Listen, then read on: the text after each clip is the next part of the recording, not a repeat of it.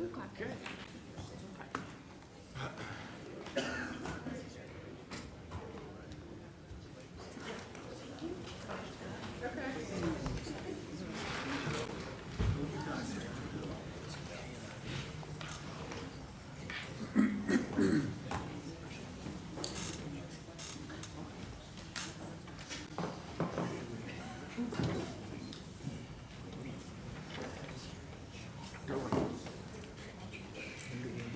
Yes, sir.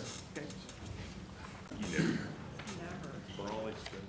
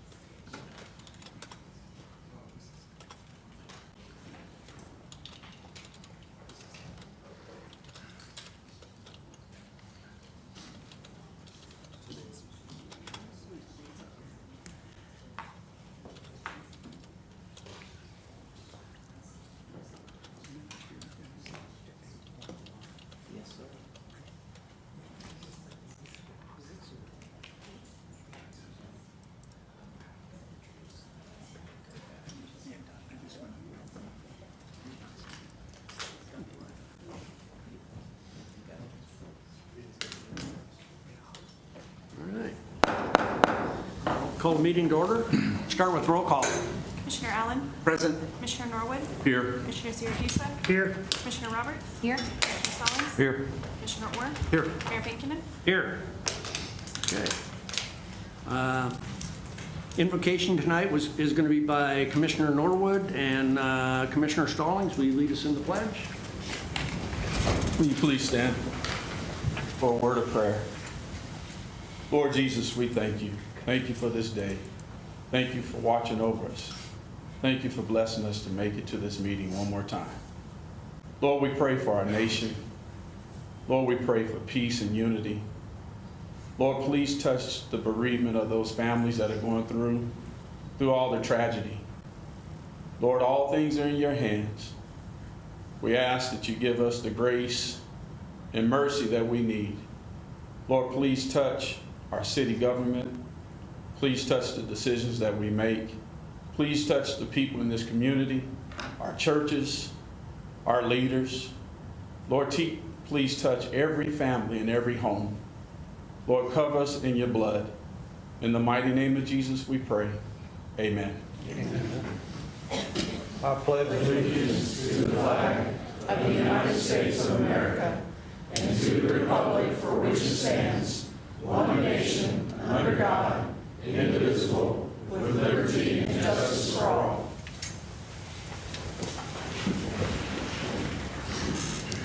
Okay, thank you both. Item number 3, minutes. 3.1, consider approval of the minutes of the regular commission meeting of May 17th, 2022. Move to approve. Second. Motion and a second. Any discussion or corrections? Seeing none, please cast your ballots. Motion carries 7-0. Thank you. Item 4, awards, presentations, proclamations, and organizational business. Item 4.1, present pet available for adoption at the city's Animal Welfare Department.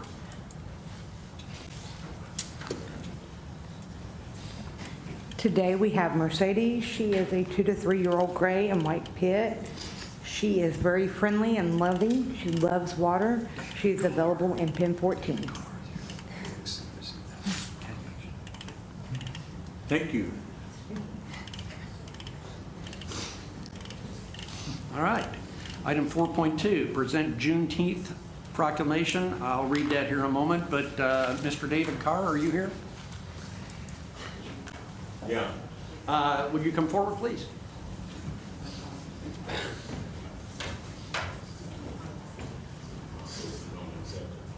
Are you okay? Oh, Yes, I'm on the set. please.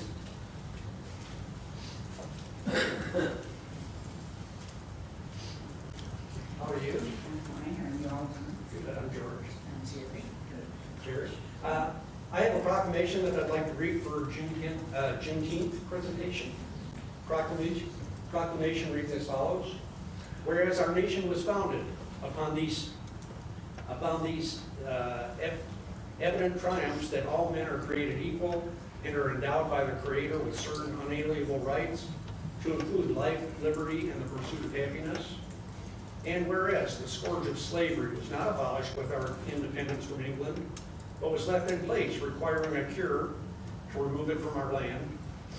And whereas January 1st, 1863, President Abraham Lincoln signed the Emancipation Proclamation that began the long process of ending involuntary solitude in our country. And whereas on February 1st, 1865, the United States Congress began the ratification process for the 13th Amendment doing away with slavery.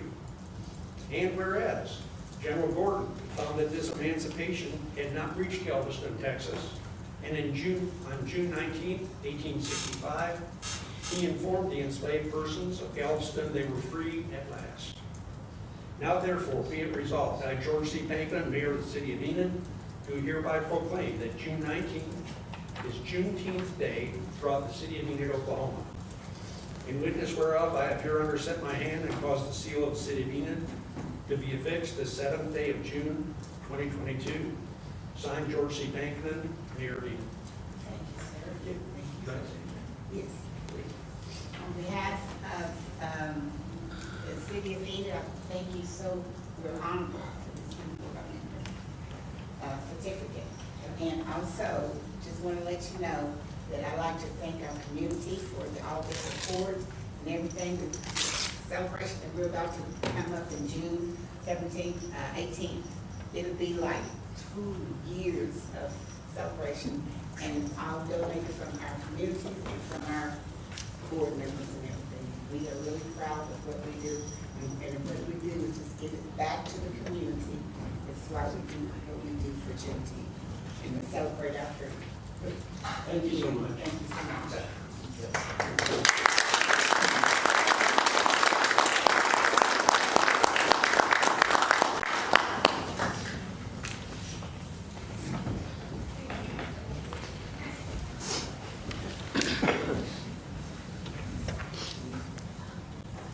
Okay, item 4.3, recognition of retiring City of Enid employee. Is this right? It says Chris Bauer? Well, I think it's right. Chris is going to tell us here in just a minute. Come on up, Chris.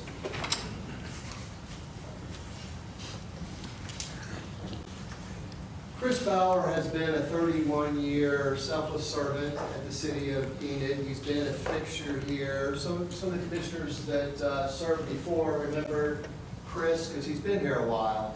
And he's seen the good times, he's seen the bad times, and he's seen the good times, most of the good times, at least I think. Chris has always been dependable and helpful. He's a problem solver, and I think he's done a fantastic job. And he's come to that fork in the road, and he's made a decision. I know he's not one to want to receive recognition. In fact, he said that he's not really interested in a party that we normally do, a reception. Because you are shooting fireworks off for me. Yeah, July 4th, right? Yeah, every year. This department, among other things, they always work that out with Western Enterprises with us. I've had the pleasure of working with him my whole time, and he's been here a lot longer than that, 31 years. So we have some things, but I thought before I get to you, I thought I'd just give you a chance to, Sure. You don't seek the limelight, but hey, you're not going to get a whole lot more opportunities, so, or at least at the city, unless you want to. Thank you, Gerald. I want to recognize Carla Ruther. She's here this evening. I've had the good fortune of working with you. You are a top hand for the whole time that I've been here. You and I have climbed many mountains together. It couldn't have been possible without you. It's been a treat for me, Gerald, to work under you. In the 31 years, I've served a third of that under your leadership, and I appreciate that. It's an honor to have served Enid, Garfield County, and Vance Air Force Base. And God bless all of you, and thank you. Well, I got some stuff for you before you walk off the stage here, and then you got some more work to do. Oh, we got the obligatory plaque. Thank you. Put that somewhere. Have a good spot for this. We have this for you, which you'll probably, I think you already have some ideas how you want to spend that. Thank you. And I don't know if I've ever given you a coin, but you No. more than earned a coin from the city of Thank you, sir. Enid for outstanding performance. Not just recently, 31 years. It takes a lot of consistency. I thank you for coming to work every day.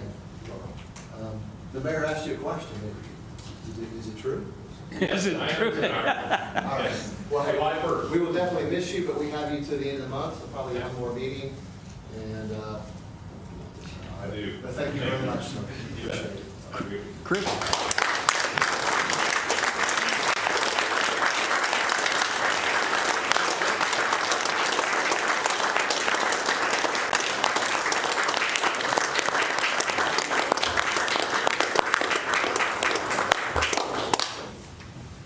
Thanks, you, you too, please. Oh, you guys. Carol? My sister. Chris, before you go to your seat, I'd like to give you the traditional Rolex gold watch from the city, but as you know, there's not room in the budget for that, but I do have mayor's coin. Thank you very much, Mayor. Appreciate it. All right, item 5, public Mayor, comments. before you go there, there's one other item on this Yep. recognition. We have with us today Mr. Bud Nicholas, who was 90 years old yesterday. Let's give him a hand.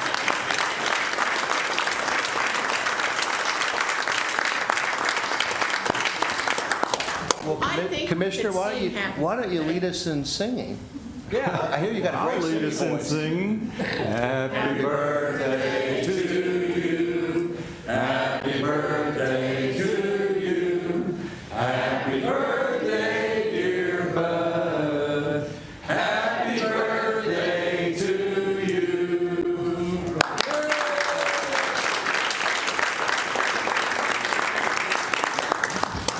All right, the mic is yours. You have 10 minutes, sir. Commissioner Stallings, thanks for bringing that up. Very, somebody that's given to our community for a very, very long time, so we're so proud to have you here tonight. If it was the day after my 90th birthday, I'm not sure I'd come here, but I'm glad you did. So, thank you. Item number 5 is public hearings. We have one person that has signed up on the list, Mr. Wendell Shaw.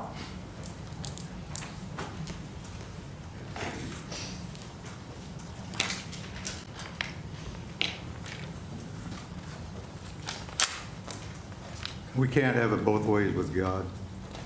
We can't open with prayer, seeking His guidance and favor, having just proclaimed June as Pride Month, which is nothing less than the celebration of sexual sin. God resists the proud, but He gives grace to the humble. Even the members of the Supreme Court will appear before the Supreme Judge, and their godless presidents will have no standing in His court. Be not deceived, God is not mocked. Whatsoever a town sows, that shall we also reap.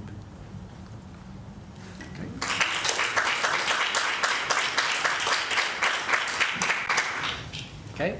Item 6, hearings. Item 6.1, hear a presentation regarding the proposed creation of Increment District Number 9, City of Enid, Tachyon Project Plan, and the proposed amendment of Increment District Number 7, City of Enid TP&L Project Plan. Yes, sir.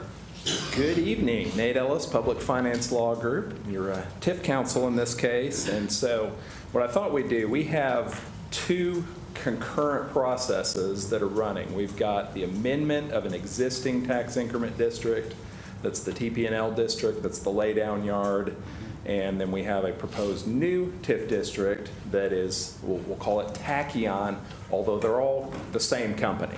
So, but it's a different site, new project that's related, but they do have some interrelations with each other. So I'll do a quick presentation on TIFs and the project, and then we'll open up a public hearing to talk about, I think 7, I don't know which one's first, 9 is first, and then 7. Whichever the case, then there'll be an opportunity for questions and answers. So, all right. Who do I look at to advance slides as we go? You just Do I have push it? that Okay, button, yeah. perfect. Even better. the right-hand button. There we go.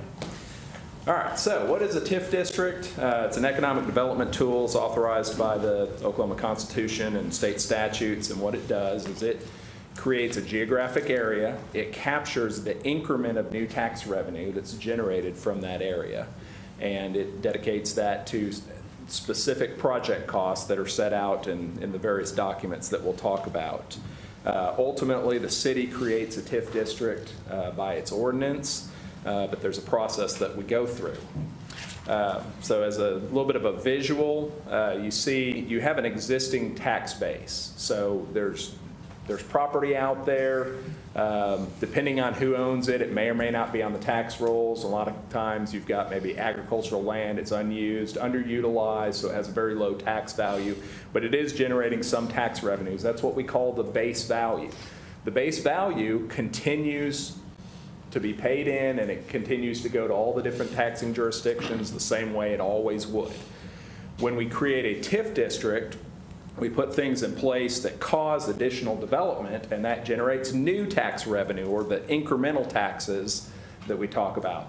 The increment is the portion that the TIF actually captures, and then it defines how those dollars are used in support of the project.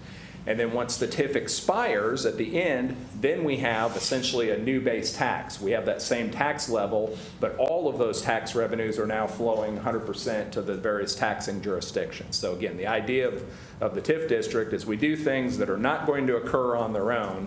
We provide this incentive, we enhance the tax base, and then what we're left with at the end is we have a larger tax base that's providing more support for services of the various governmental entities. So the TIF process, we have initially an eligibility determination. In this case, both the existing TIF and the new one are in what's called an enterprise area, as designated by the Department of Commerce. And so that's kind of an automatic qualifier in that regard, but the city's also done TIFs in other areas that we call like a reinvestment area, where we just have undeveloped or underdeveloped property. Doesn't necessarily have to be blighted, but certainly blighted property does qualify for that. But that's the initial determination, and then we develop what's called a project plan. So a TIF district can last up to 25 years. It can capture up to 100% of the local tax revenues, so it might be ad valorem, might be sales tax, hotel tax, whatever local tax revenues there are could potentially be a part of a TIF district. And we define the boundaries, and so there's two important boundaries that we talk about. There's the increment district, and so that's the specific area where we're going to capture TIF revenues from. So a TIF doesn't levy a new tax. All it does is it takes the ambient tax levels, whatever the millage levies are for ad valorem, whatever the sales tax rate happens to be, and it just captures the tax that's generated within that specific geographic boundary. So we have the increment district, that's where we're actually going to capture TIF revenues from, and then we have the project area, which is typically a little bit larger areas, but that encompasses anywhere where there might be project-related activities. So an example we'll talk about, we might have road improvements that are outside the boundaries of the TIF district, but directly support the particular parcels that are the subject of the TIF district. So those road improvements would be within the project area, but they'd be outside the TIF boundaries. So again, whoever owns the property, they're going to pay whatever the tax rate is. The tax rates go up and down based on millages, school elections, all that stuff. The TIF doesn't actually cause or levy an increase in tax, and the TIF does not levy a tax on anybody else in the city. So none of the tax revenue outside the increment district is actually going towards anything. It continues to be captured and go to the taxing jurisdictions as it normally would.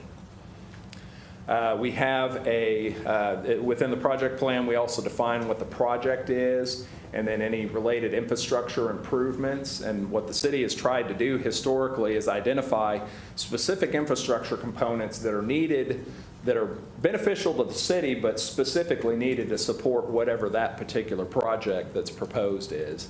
And then there's the allocation of how the TIF revenues. We can capture up to 100%, and then we can allocate the revenues to certain project costs. That might go to specific project costs. It might go to, some of it might go back to the taxing jurisdictions. And we'll talk about that here in a minute.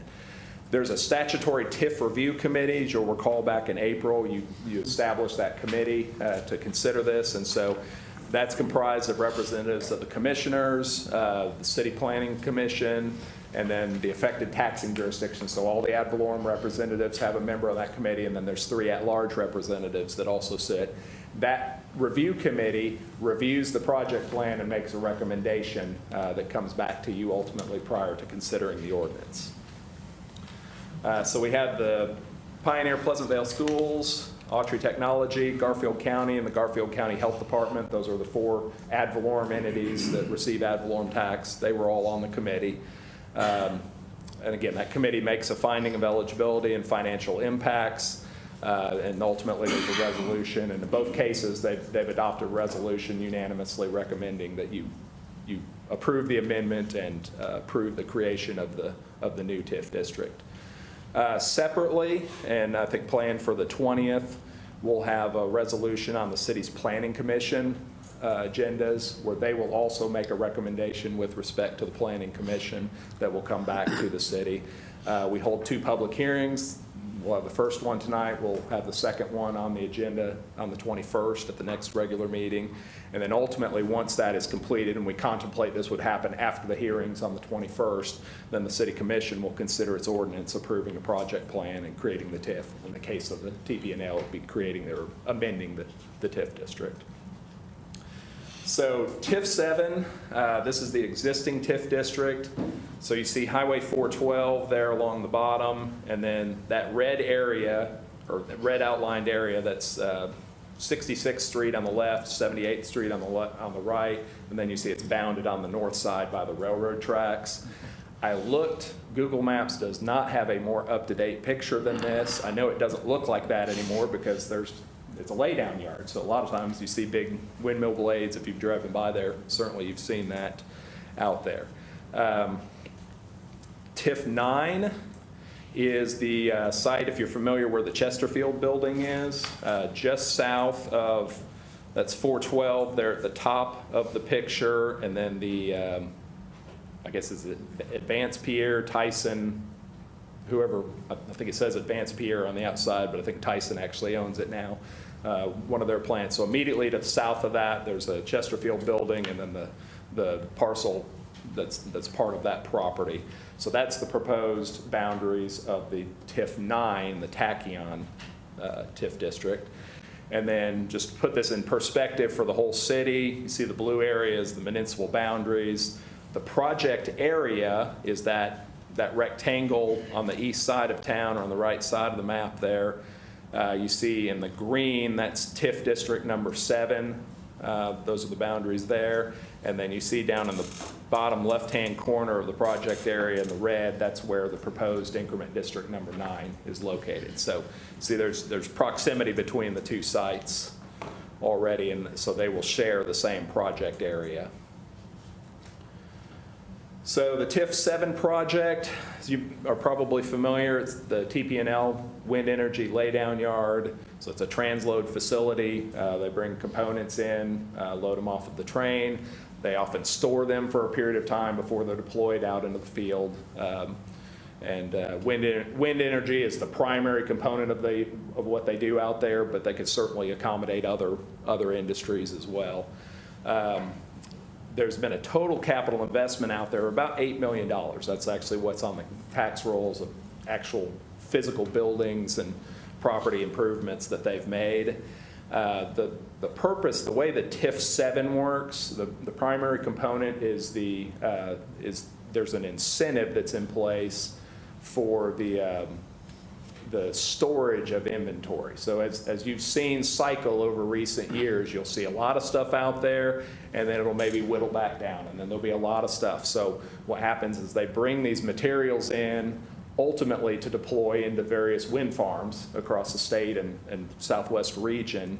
And if they sit there for a certain period of time, they're actually subject to property tax as inventory. And so the whole purpose of that TIF district was to try and incentivize them to have as much inventory sitting there as possible.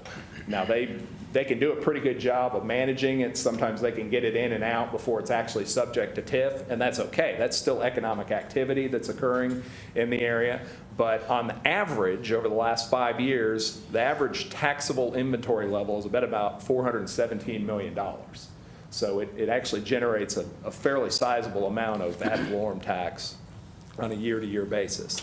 The projects that were identified originally, there was a $2.5 million project to reconstruct 66th Street up to an industrial grade road from 412 north to Willow Road. And the TIF contributed $800,000 to that. What's proposed as part of the extension of this TIF district would be to add an additional $950,000 to improve 66th Street north of Willow for an additional, I think, 3,500 feet approximately. And this is important. If you've driven that road, you know why it's important. It's really not in good shape, and it's also the proximity to Pioneer, to the elementary school out there. It really forces them to detour around in their buses, which adds wear and tear, or if they can drive through it, and adds even more wear and tear to their buses. So it certainly benefits the school district for that. The original term of the TIF district when we set this up in 2016 was a 10-year term, so it expires in 2026. There's been movement at the federal level to extend some of the wind energy tax credits as well, and so as part of that, and that's one of the reasons I think why you've seen activities wind down some in the last year or so is a lot of those tax credits were expiring. They were kind of pausing on what they were doing. And hopefully it'll be in a position to ramp back up now going forward. So we would extend that out by 10 years. It captures 100% of the taxes that get generated, again, just on the increment district, so that inventory and the real property. 65% of the inventory component only gets rebated back to TP&L as an incentive to basically route as much of their inventory through this location as they possibly can. The reason why that was important and continues to be important is you've got a state like Kansas that you're competing against where they don't have a tax on this type of inventory. So it's just a function of the Oklahoma tax structure. They do tax this type of inventory, and so the ability to create this incentive kind of levels the playing field where we can have that economic activity coming through Enid instead of going somewhere else. So that 65% is a rebate. The city receives $100,000 of the remaining funds for the next, basically for the period of time until they're reimbursed fully, and so that'll be a total reimbursement of $1.8 million combined between the what's been done and what's proposed. And then the balance of taxes go to the taxing jurisdictions. So what does that mean? Over the 20-year term, and this is based on looking at what we've seen over the first 5 years, so kind of taking an average of those first 5 years, we expect it to generate just a little bit short of $24 million in total ad valorem taxes over that 20-year time horizon. So about $16 million of that goes to the project costs, with $14.3 million of that as an inventory incentive. To date, through the first 5 years, there's been $3.57 million that's been paid as an inventory incentive. That number could be wildly higher or wildly lower, just simply depending on how they manage the inventory. If there could be a ton that goes through there, but if it doesn't stay there long enough, it won't be subject to tax. And then $1.8 million ultimately would be reimbursed to the city of Enid. So far, they've been reimbursed $500,000.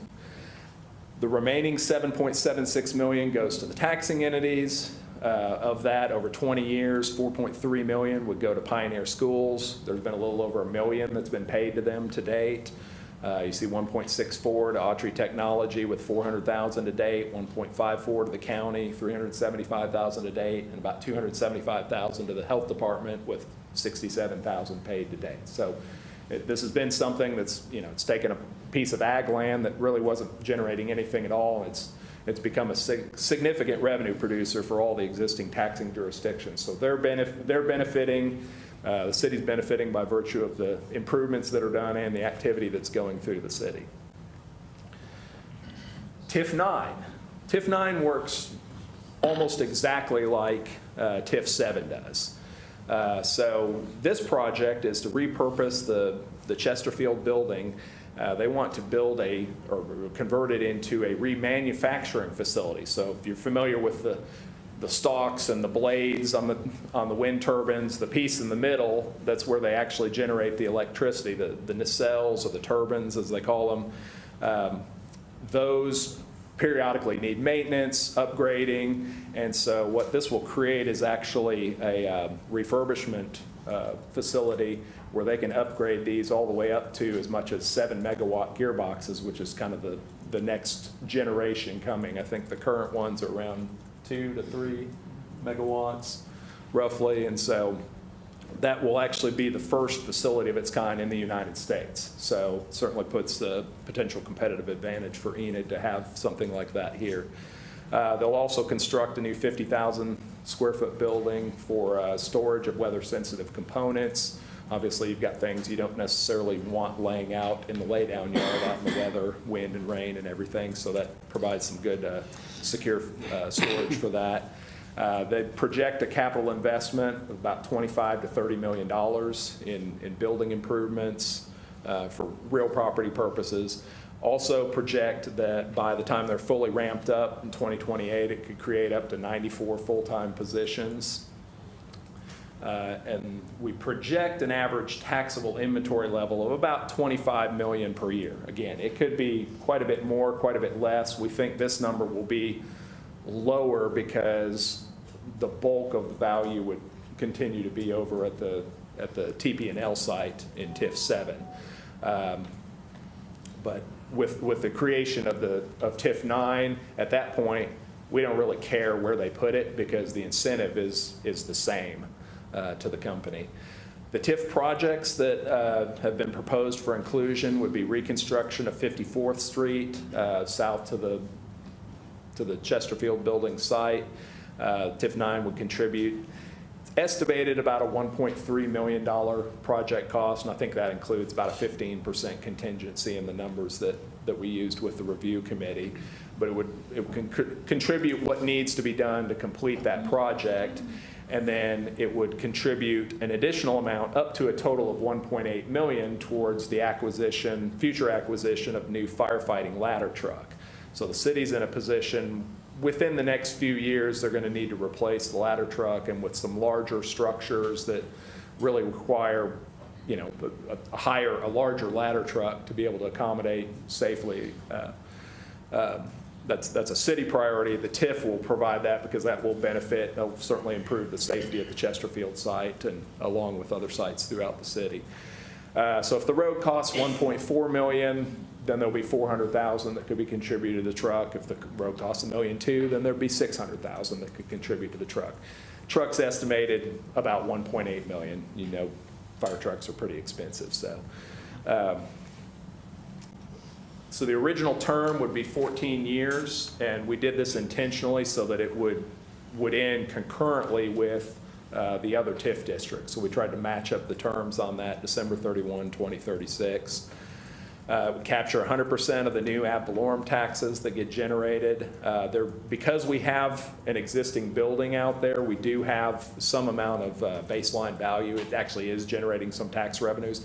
Those existing tax revenues will continue to go. They won't be captured by the TIF district. They'll go to the school and the county and everybody else, but it'll just be the new value that's over and above that number.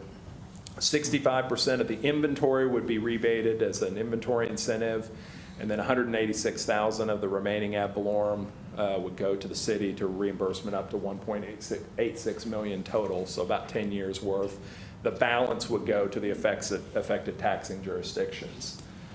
So over 14 years, estimate about $5 million in total ad valorem revenues that would be generated, about $2.44 million going to project costs.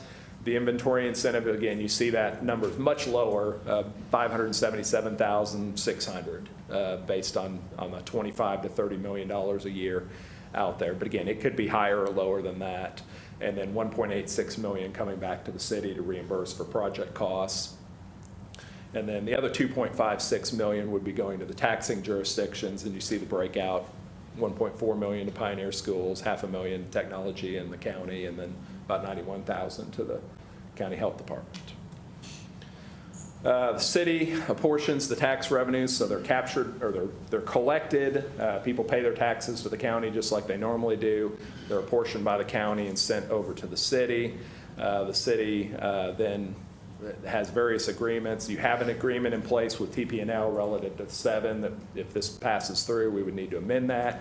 We would have a similar agreement with Tachyon relative to TIF 9. The city disperses the revenues as the incentive, and then to the taxing jurisdictions as those funds are received each year. And that direct incentive is pursuant to a public agreement that the city will approve at a later date. And then the infrastructure projects, they're of course public projects, so they're subject to competitive bidding rules and statutes. So the impacts on the taxing jurisdictions or taxing entities, there's potential maybe a slight increase in populations or students with jobs added if we have people that move into the community. The kind of the combined number, looking over the life of both of these TIFs, should result in about $5.7 million in additional revenue to Pioneer Schools, a little over $2 million to the Technology Center in the county, and $266,000 to the Health Department.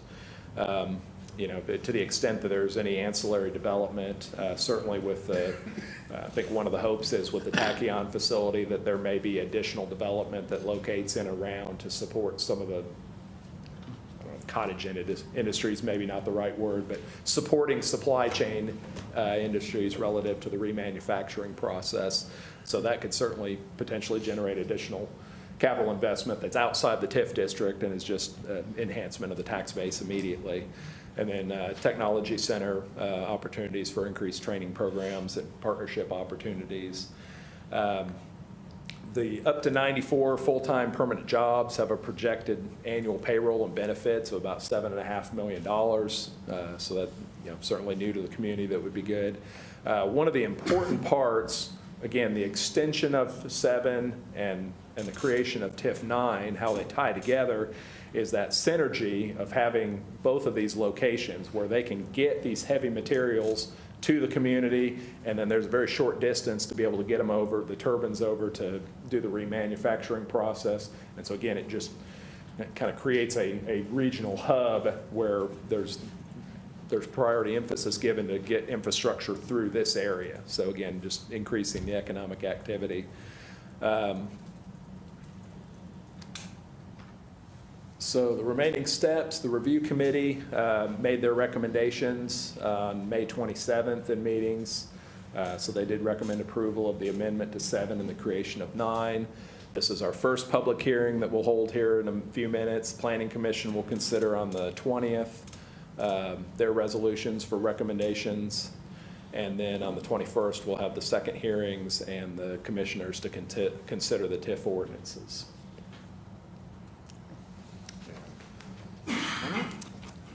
That's the presentation. So if you'd like, I think we can go ahead and open. I guess the purpose of these hearings tonight are really a question and answer opportunity. When we come back here in 2 weeks, then that'll be more of just a public comment. Right. Come up and say you're for or against, yay or nay. Okay. Thank you. I thought the presentation was very well done.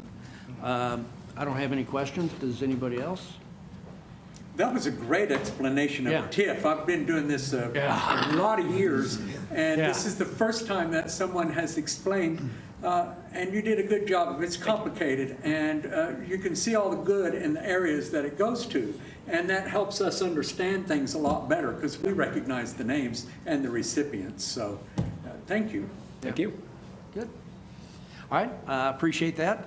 That said, we'll move to item 6.2, which is to conduct a public hearing regarding the proposed creation of Increment District Number 9, City of Enid, and the Tachyon Economic Development Project Plan.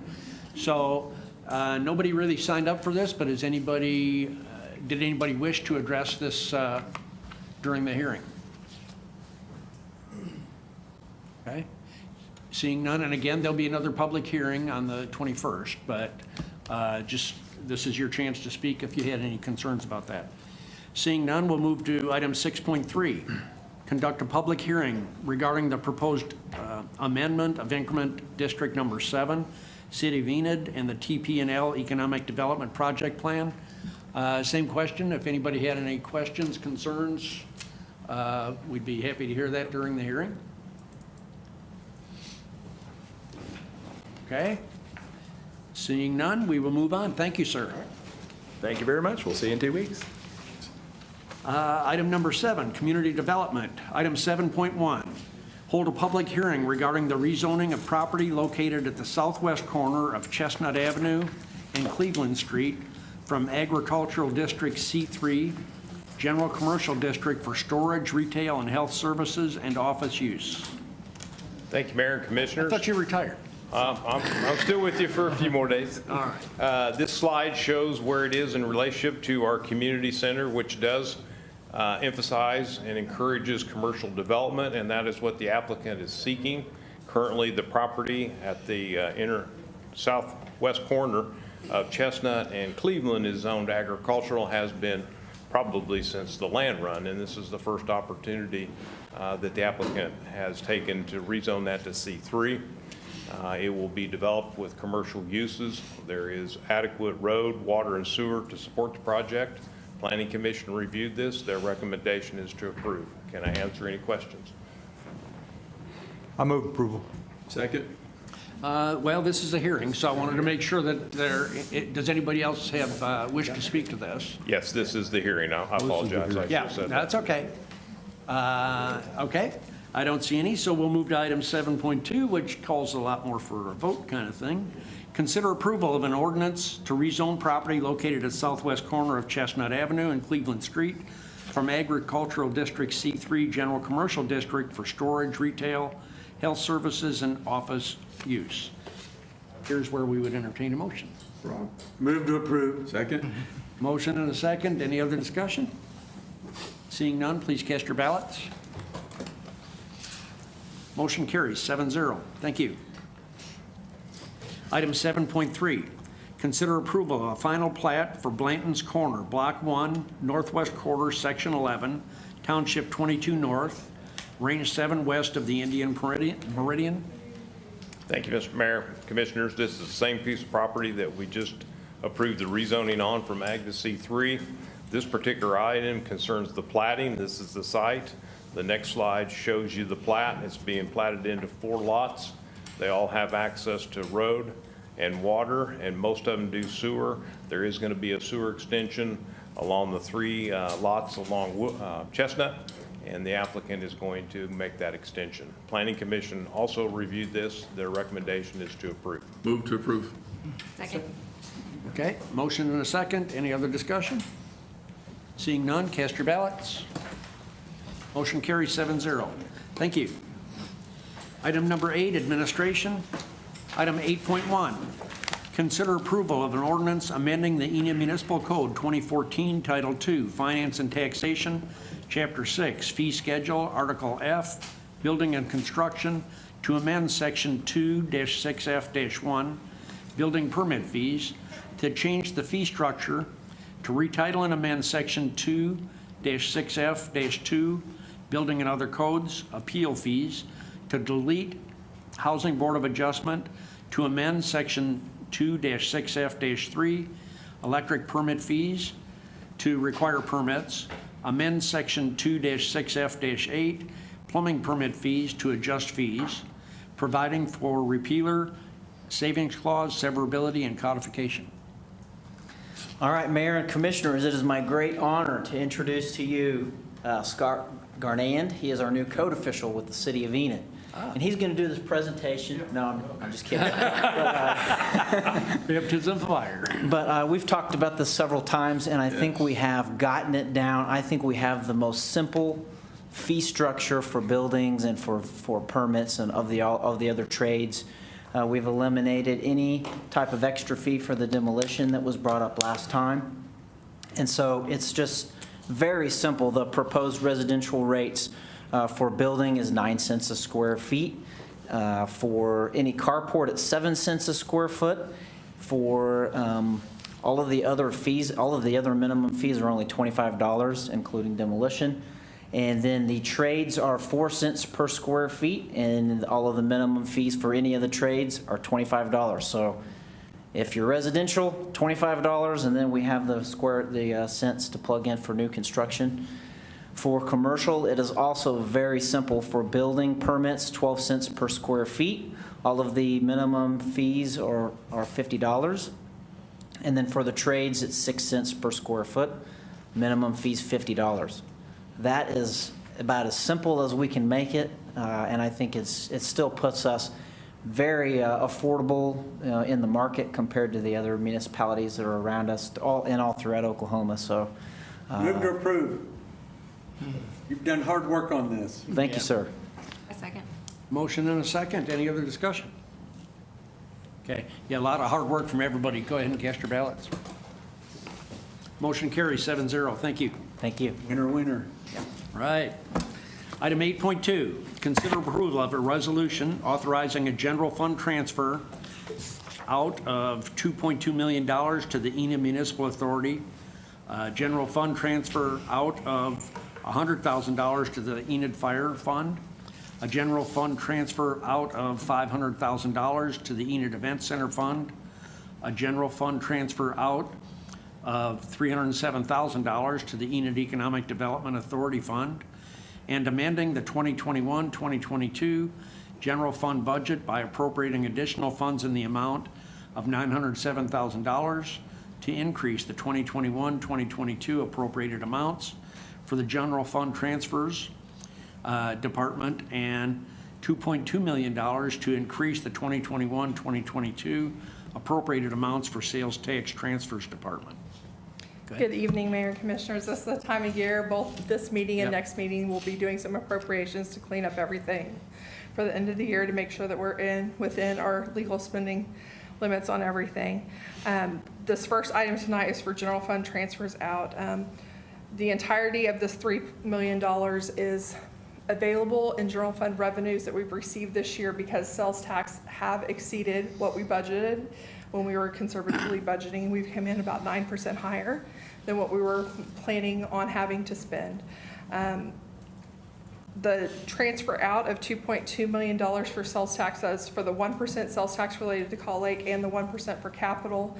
I anticipate we're going to come in somewhere between 1.8 and 2.2, so I'm asking for authorization up to 2.2. We'll actually transfer whatever comes in, but we don't have that final payment for June yet. When we have that, we will do that transfer. These other three are two specific funds that need the additional funding. The fire fund, first of all, we're asking for a $100,000 transfer there. It's largely based on some retirements that we weren't necessarily planning on and then had some larger payouts. And so we need to transfer money over there to cover those so that we can pay their last two payrolls out this year, so we have enough money to do that. The $307,000 to the Enid Economic Development Authority is made up of three separate things that have caused that. We have just heard the presentation tonight from Nate Ellis for the TIF. At the time that the budget was approved last year, that TIF was not contemplated, and the fee that was approved for their company for $55,000 did not have an appropriation done. And so that is $55,000 of that. $65,000 of it is related to the contractual agreement we have with Enid Crossing Investors, and that was a $950,000 incentive we did for the redevelopment of the old Homeland building that now houses TJ Maxx and PetSmart. At the time we did this budget, those were the only two stores in there. Since then, they've opened 5 below. They've collected more sales tax. We've owed more to them according to the contract, and so we've collected it. We now need to pay that out, so we need the increase. And when we did the new budget, that was contemplated, so we added that third store in. And then the third part of this one is the room rate guarantee for the downtown hotel. We had budgeted $300,000, and whenever we actually did the calculations on that, and it's on the claims list tonight to pay that out, it's about $487,000. So we need $187,000 more to meet that contractual agreement.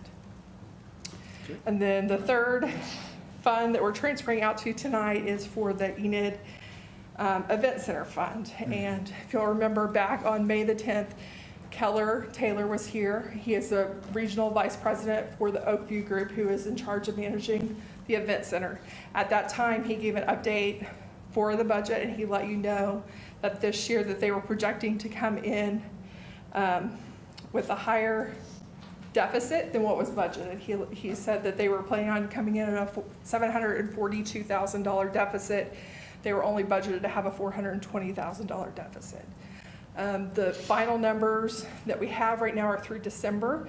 So while they are projecting to only need a transfer of up to $320,000 more, I'm not comfortable with the large swings that I see in things from month to month. And when I go look at their history of only asking you for 320, knowing I may not know for several months the true final numbers. And so I would feel comfortable that we're going to be within legal spending authority if you give me the authorization to move up to $500,000 if needed. But if it's not needed, we will only send over what is needed to cover that deficit. Some of the reasons that Keller gave at that meeting for the change in the number was that the budget submission coming in at May of 21, they weren't certain what was going to happen with the industries. The touring content has not been what he thought it would be at that time. The industry for meetings and convention has not come back as strong as they thought it was going to after COVID, and that we've had some canceled shows and underperforming shows in FY22, along with a reduction in the holiday and meeting schedules. So that's the information I have at this time as regarding what the need is there to cover with this additional transfer to the event center and the other funds. Is there any questions I can answer for you on any of those? I have a question. Maybe I just don't understand what you told me, but what is the total deficit that the event center had for the last fiscal year? For the current fiscal year that we're in, we budgeted a $420,000 deficit. Okay. And they are projecting a $742,000 deficit. Okay. That's their projection. What is your projection? I don't know. I went back and evaluated. It's really difficult because I don't know all the shows and all the bookings that they have because I don't have that level of detail into their financials. So I feel comfortable that the $500,000 number would be adequate. I don't really have the level of detail to make the assessment I would like to make whenever I can with all of our information. This is a disturbing number, and this is the only reason I'm asking the question. So, Absolutely. And I'll piggyback on what Commissioner Stallings mentioned. It just hurts me to have to, and this is not directed toward you, Aaron, it just pains me that we're paying $720,000 to supplement an event center. It just hurts. It really does. It's so much money we could be using towards other things. And I hope next year brings better numbers for us. And when Keller comes back, and hopefully we can get back, and I'd rather have the bad news up front than get to the end of the FY and figure out that we owe them another $325,000. That just hurts. Commissioner, I will tell you, I've already contemplated visiting with Keller. I know our new general manager is named Jeff Bemis, and he will be here on July 5th. And we need him, so we'll probably I'm going to give him about a month to get his feet on the ground. In August, I'm going to ask Keller to come in with Jeff and talk to us about how things are looking then. We definitely, everybody concurs, we need to get closer to break even. And I will tell you and echo what he said is we've gone, the other way. And I think there's some they may not be good reasons, but they're valid reasons from the perspective of the industry. And so I think that I look forward to getting the new guy in here and Keller, and we will bring them in probably in August, I think, to give you an update. And I know we're going to update you quarterly from there on so that everybody will know. I will tell you one of the things we're also going to do that I can say I haven't done a good job of. We definitely look at this dollars and cents, just like we talked about. But what we don't ever tell you, because it's not something she tracks, but we talk about it on other stuff, is the indirect benefits. And I know that one of the things on May the 10th, that Rob Houston also talked about is he's got some new software where he knows exactly what events are happening, and I think it's important for him to update us too, and he said that he was working on that, on the indirect impacts. In other words, if there's a $500,000 impact over the course of a year, not directly from revenues there, but from people spending money in restaurants, people staying in hotels, ideally the Glow, and spending money at the gas station. There is an amount there. I don't know what it is. He has a calculator, and I know he told you that he will be doing that. So I think that would be part of that presentation. Well, I have a question. We've had a presentation about this a few months ago, and they weren't talking about $700,000 then, were they? Did I miss something? Yes, it was in that presentation. That was the number that he was kicking out, was 700,000? Yes. Well, maybe I missed something, because I thought it was more like 550,000. 550 is what they're projecting for next year's budget. Okay. But he did include that this year would be 740 is what they were projecting. Okay. He did show a history, and I can't remember the exact best number we ever got to, but I think it was around 400. We think that we can probably get even better than that once the hotel gets up and they do some more, but I think he needs to come in and talk about that in the strategy, and plan to do that in August.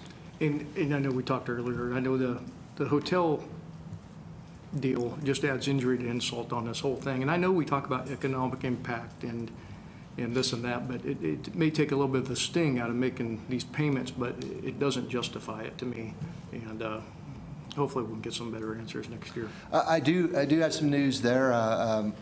In May, which is the start of the new year, the hotel was at 45%, a little over 45%, which is the highest it's been. I know that June is shaping up to be a very good month with the World Series and everything. So we'll update you on that too as we go, because I think we got to remember it's the first year of operating that hotel, and so I believe that we'll be above 40% in the next year, and I think if we are, we'll have an opportunity to claw back part of what we contractually owe now. Where were our numbers before COVID, before the shutdown? Where's it, like 400,000 to 500,000 when it came to the event center? Do you have the numbers? Okay. She's my fact checker. Always got the numbers. The very first year was 780,000, and we got down to the point that we came in at 419 in FY19 before COVID. So trend down the whole time, and then COVID, of course, has kicked it back up. Mm-hmm. And as you recall in the presentation, I mean, nobody makes money on these, unfortunately. Right. And that's the hard part for me to eat, to take a bite out of that apple, that we're going to lose $500,000 every year, you know. Well, there's some factors that can impact that. And again, they have a duty to do everything they can. I think they are. I think they can come in. There's probably more they can do. Within this, what you're asking for is not just for, a lot of it is the Stride Bank Center, but in this fund, there are other things that come in and flow out of that. We pay hotel tax. We don't get to keep it all. We pay for Visit Enid, and we don't ask about how much money it generates. We pay for capital improvements. If we didn't do any capital improvements, that would make the whole thing look better, but we know we're going to have some capital improvements. So I'm not trying to sugarcoat. We need to do better, and they need to come in and tell us how we've hired them to help us do better. But I think that it's reasonable to think that we're going to pay something for quality of life. And I know that I hear sometimes, you know, people don't want to do that. Well, then we don't need to have a swimming pool. We don't need to have parks, because those don't pay for themselves. They really don't. And as we look at improvements in those areas, those will cost money. And I think it's fair to look at, the Stride Center is not going to generate, it's not going to be, I don't think it's going to make money. I think if we ever broke even, it'd be cost for a celebration. But I think that when we look at the results of those operations and factor in the impact that it has on the other businesses, I think it's fair to look at that too. But there's no doubt we need to do better. They need to do better managing it for us. And I'm going to have them in here in August. Well, I agree with you. It's a quality of life issue, and this is probably not the time to be having this discussion. But when I talk to people about it, a lot of people say that, yeah, it's a quality of life. We recognize that. My problem is the balance. You know, how much is quality of life worth? And I about gotten used to $500,000. Now I'm at 700,000. Well, I think he told us at the time, I think in the new budget, I don't recall what he said the debt was at 550. I don't think he would have told you that unless he's reasonably sure he's going to get there. That doesn't mean, stuff happens. But I will say, again, not making excuses, we've come off a difficult 2 or 3 years, but you're right. I think we need to get it back down to $500,000 or less. Carol, can I make a motion to approve 8.2, 8.3, and 8.4? Do we need to do them individually?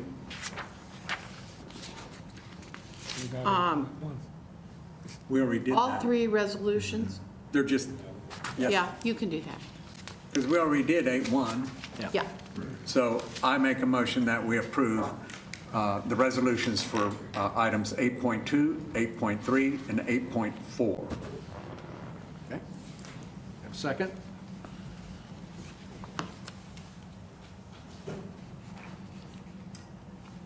Can I ask the question while we're standing still? Yep. On 8.2, can we approve everything in that except for the part of it that we were just discussing? Just a question. If we don't approve an appropriation, then we will, for the event center, we will be over budget by the end of the year. Even if they stop operations today, they still have indirect expenses, and then we would be illegal on our budget. So we need to approve an appropriation. Thank you for the understanding. Yeah. I make a motion that we approve 8.2. Okay. Second. Motion and a second. Any other discussion on 8.2? Seeing none, please cast your ballots. Motion carries 7-0. Thank you. I make a motion that we approve 8.3. Second. Okay. Motion and a second. Any other discussion? Seeing none, cast your ballots. Motion carries 7-0. I make a motion that we approve the resolution for 8.4. Second. Motion and a second. Any other discussion? Cast your ballots. Motion carries 7-0. Thank you. Item number 9, consent agenda items. Move to approve all consent except for, there was a bid in here that came up. Extreme. Yeah, where they're redoing it. Yeah, that's the one for the, I believe it's 9.7? Or 9, is it 9.5? Let me see, where's it 9? Before they were doing the Meadow Lake thing? Yeah. That was 9.5. The Meadow Lake Trail or the shore? No, it's Not where the they were going to trail. do the shoreline. The shore. Is that it? Because it was shocking. I opened up that bid. 9.9. Yeah. So you want to do everything but 9.9, Meadow Lake Shore Stabilization? Which is a reject all bids. Yeah, it's a reject. Okay, it's a reject. Okay, just making sure. All right. So do you want to exclude that, or do you want to modify your motion? Well, we can keep it as is because it's already written. I just noticed. It's to repeal it, yeah. Yeah. Okay. Okay, move to approve all of the consent items. Okay. Second. Motion and a second. Any other discussion? Cast your ballots. Motion carries 7-0. Thank you.